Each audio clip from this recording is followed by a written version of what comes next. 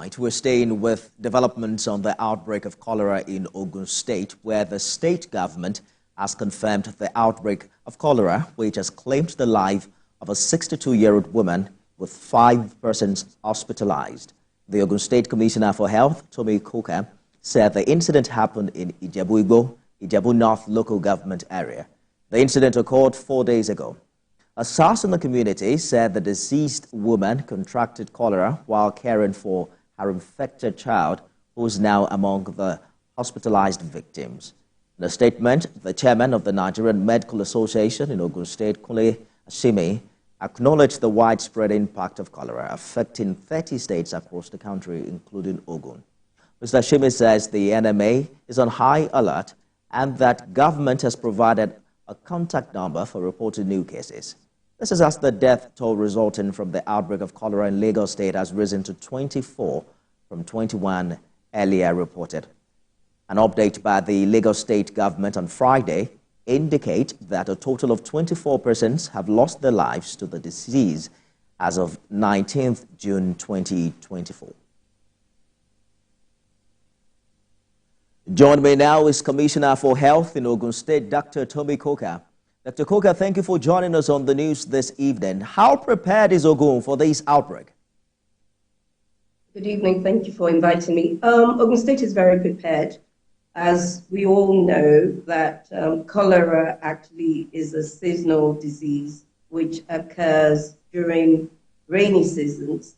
So we had an outbreak last year. So as we were approaching the rainy season, we put plans in place. We had strategically set up treatment centers and had a rapid response team in all our 20 LGAs. And in our vulnerable LGAs, we had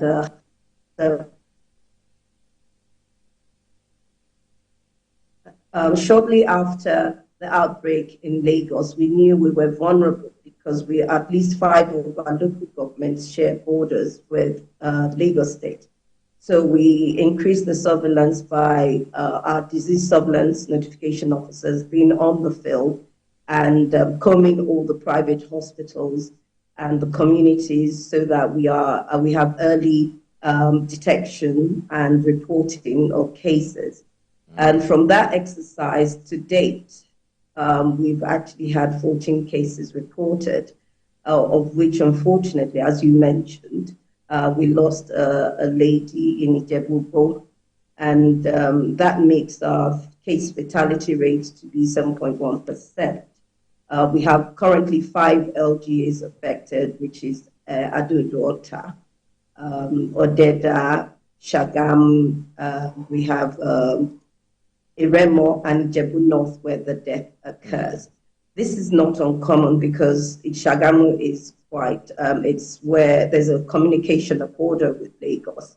So is that of Ota.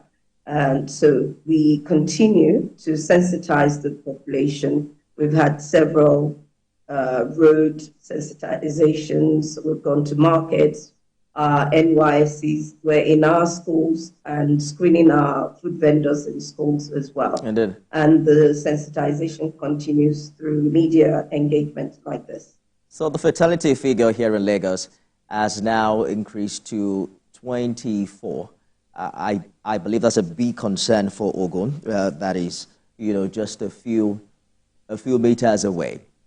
Precisely, what kind of intervention, are people getting, especially those who have started showing symptoms?